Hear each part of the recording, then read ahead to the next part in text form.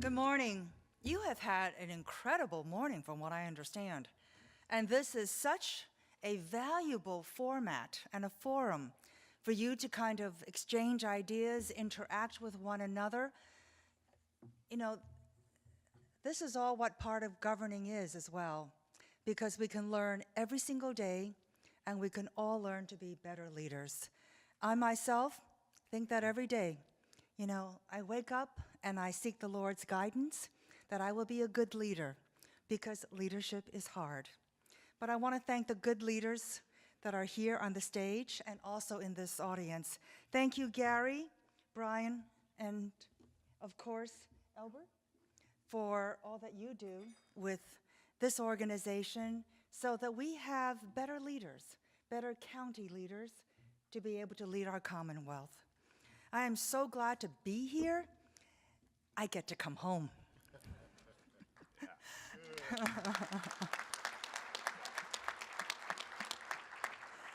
I am a proud Kentuckian, and I remind people up there all the time in Washington.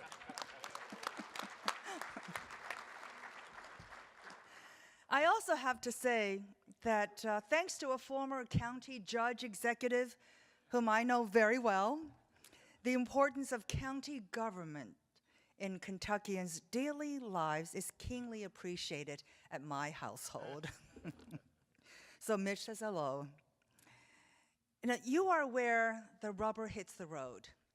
So for so many of the essential services, the vital public services, you're the one that people go to first, your residents, your constituents.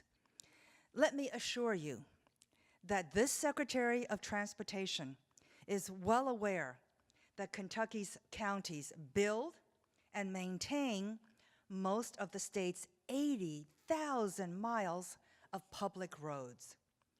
And when the Department of Transportation today thinks about infrastructure, we keep in mind that Kentucky's counties build and maintain many of the state's bridges as well.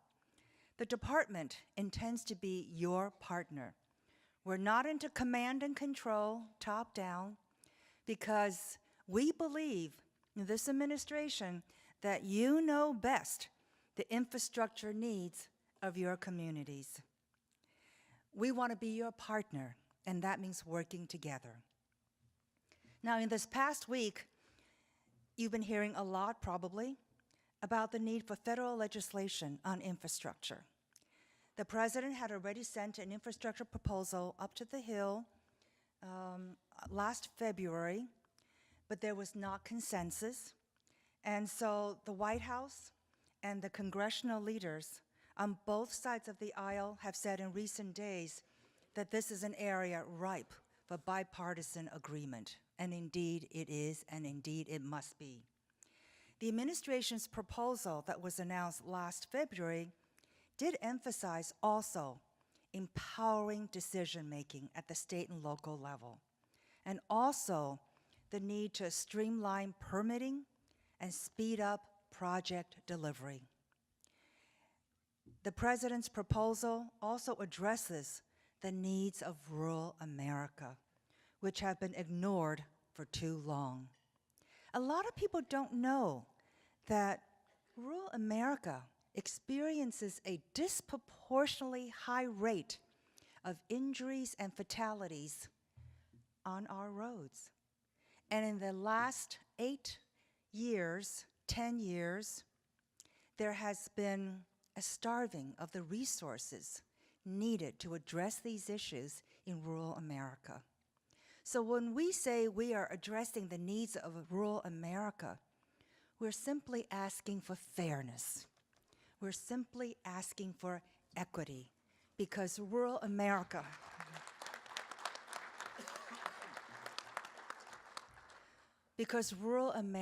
has been neglected and overlooked for much too long.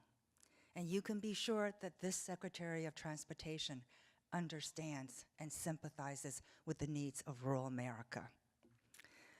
Another part of the administration's infrastructure proposal was to encourage local resources, including allowing the private sector to participate in infrastructure where appropriate.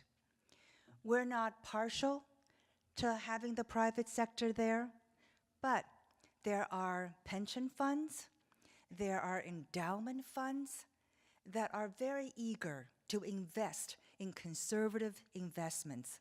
They like collateral that don't walk away. So they are especially interested in helping to finance public infrastructure. But about 26 states have very serious impediments to allowing the private sector to help in the financing of public infrastructure. So what we are saying is, don't discriminate against the private sector.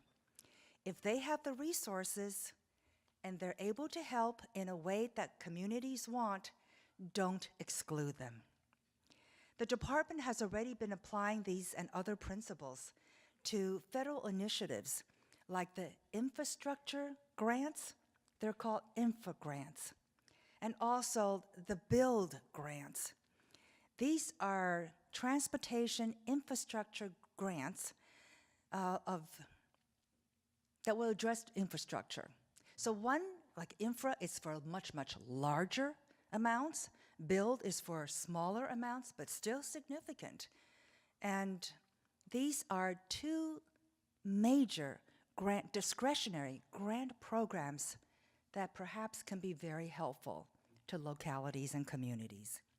Now, through the initiative that this administration also promulgated called One Federal Decision, the administration is also working on cutting the red tape that's holding up project delivery. Because what we're finding out is that when you have redundant, unnecessary, overly burdensome regulations that slow down infrastructure projects, what happens is not only are the environmental impact statements delayed, but the cost of this project mushrooms because over a longer period of time, project costs increase. So by reducing redundant or overly burdensome regulations, we're actually helping these projects get finished much faster. And I'm going to give you some examples. Even within the Department of Transportation, we have sister agencies that cannot share reports. Does that make sense to you? So one agency goes and gets some kind of a survey. And then let's say it's highways. And then federal railways, if they want to do something, they've got to go. And even if it's the same survey, they've got to go and ask the project sponsors for another survey. And then also, they do these surveys sequentially. So why don't they just do them concurrently? I mean, simple, common sense measures like that. That's what we are trying to do in terms of allowing these projects not to be hindered by unnecessary, burdensome, hurdles. Now, this one federal decision is going to require better coordination across the government for large projects. And it also establishes target completion dates for federal review of large projects. And it's going to hold accountable the lead government agency when deadlines are not met. And then that lead agency can hold everybody else accountable as well. The goal is less paperwork, less red tape, and more timely improvements that would better protect and enhance Americans' quality of life.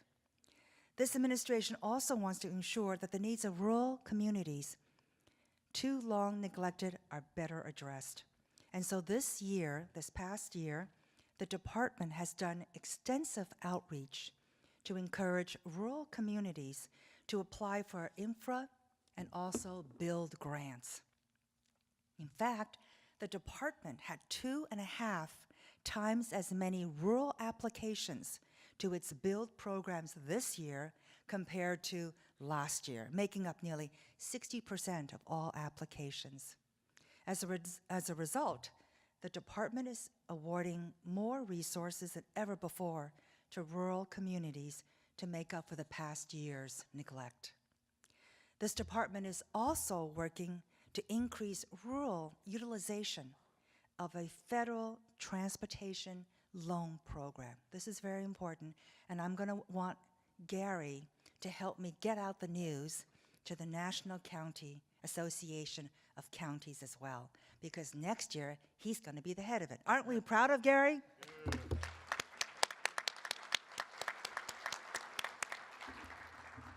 So you may not know this, but the Department of Transportation actually has an infrastructure bank. Oh, there's so many things in the federal government that you have no idea. Sometimes I'm very surprised as well. Well, the department has an infrastructure bank, and it's called Build America Bureau. And we are launching a rural projects initiative to encourage utilization of what is called the TIFIA, T-I-F-I-A loan program. Now, we know that rural projects are often smaller and less likely to attract private investment. The TIFIA program can help, but many prospective rural borrowers are unaware of it and just assume that this infrastructure bank, Build for America, is actually for larger metropolitan scale projects.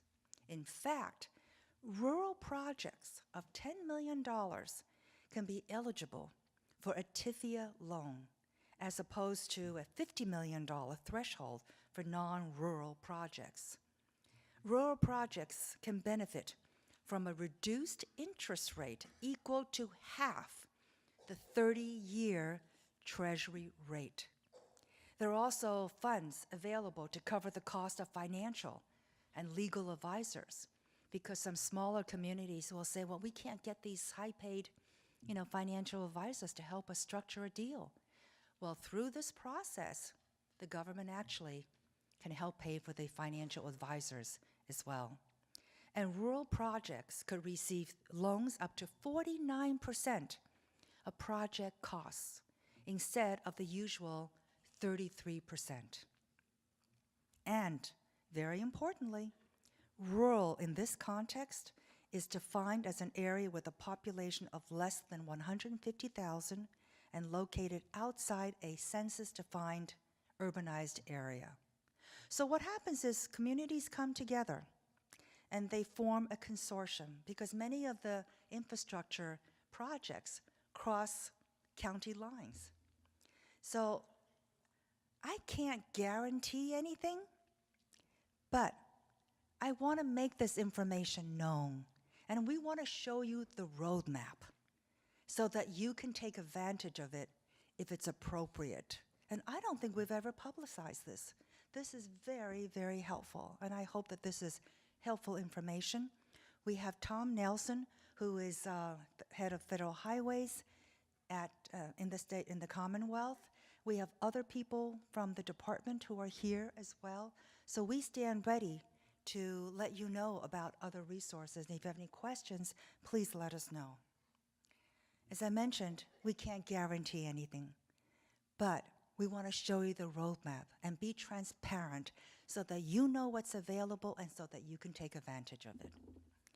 Now, let me go on to another topic that is very important to all of us, and that, of course, is on the agenda of this conference, which is the opiate crisis. This is destroying so many lives. It's affecting families and communities and fueling all sorts of crime throughout the whole country. Last year, the administration declared war on the opiate crisis. We've had cabinet meetings convened to focus and talk about how we can use every appropriate emergency authority to fight the opiate crisis. These drugs are killing and injuring not just the users, but drivers. Think about that. Drivers under the influence of these and other drugs are causing crashes, causing fatalities. Often the occupants of the other vehicles and other people on the road, innocent bystanders like pedestrians or bicycle riders, they're the ones who also suffer the most consequence in terms of the drug users' impaired judgment and driving skills. At the Department of Transportation, our #1 goal is safety. And drugs are a major threat to everyone's safety on America's roads. And they have consequences on all the modes of transportation and DOT overseas. For example, aviation, transit, rail, and pipelines. We have workers that we need to transport goods, people. We want them to be able to be drug-free, and we have a tremendous shortage of transportation workers. We need to get more workers, and so we want them to be clean as well. But the scope of the drug-impaired driving problem is significant, and it's growing. The Governor's Highway Safety Association reported that 44% of drivers killed in crashes, 44% of drivers killed in crashes in 2016 tested positive for illegal prescriptions or over-the-counter drugs. That is a dramatic increase from the 28% testing positive in 2006, 12 years ago. More than half of these drivers had marijuana, opiates, or both in their system. Now, we understand that certain of these drugs are legal. That's fine. They can be used in the person's spare time. But as of now, it's still the federal law that it is illegal to be impaired and behind the wheel. Now, law enforcement, God bless them, we are so thankful for them, because law enforcement bears most of the burden of detecting the drug-impaired driving. The National Highway Traffic Safety Administration, NHTSA, is working with partners to develop and support police training tools. And in recent months, NHTSA had also convened working groups of experts to develop strategies for improvements in toxicology and data collection, as well as prosecution and also judicial issues as well. But we do know from decades of experience in highway safety that tough laws, effective enforcement, and public service campaigns can change attitudes and actions and thus save lives. It's going to take all of our efforts, and it's going to take a long, sustained, intensive, comprehensive, and collaborative effort at the federal, state, and local levels to combat this problem. NHTSA, the department, has launched a new public awareness campaign in recent months, and we've coordinated with safety stakeholders across the United States to expand both the reach and frequency of the messages through video, PSAs, radio, print, and social media. And all of this is directed at raising the public awareness that drug-impaired driving is dangerous and illegal. So we are so grateful for everything that you are doing in your communities. You are, again, the front lines. You see the devastating impact that the opioid crisis creates. And we want to thank you for your dedication to your county, to our Commonwealth, and to our country. In closing, let me say once again, we are going to be your partner. We want to be your partner. We do not believe in command and control because we believe in you. We think that you know best what the needs are within your communities. And I'm very pleased to have this opportunity to talk to you about the Build America Bureau, the Infrastructure Bank, and Gary, I hope that you can share it with people here and also with the National Association of Counties as well. So I know that I wasn't going to mention it, but I'm going to again. But you know that Mitch understands the counties so well. So we talk, and he has taught me a lot about the counties. And so please know that you have real advocates in Washington for your communities, and for what you're trying to do to improve the quality of life. And this organization is terrific. It's great for you to kind of exchange information and just kind of get the latest best practices as well. And you've got great leaders here. So I'm very, very grateful to be invited and to share some news with you. Thanks so much.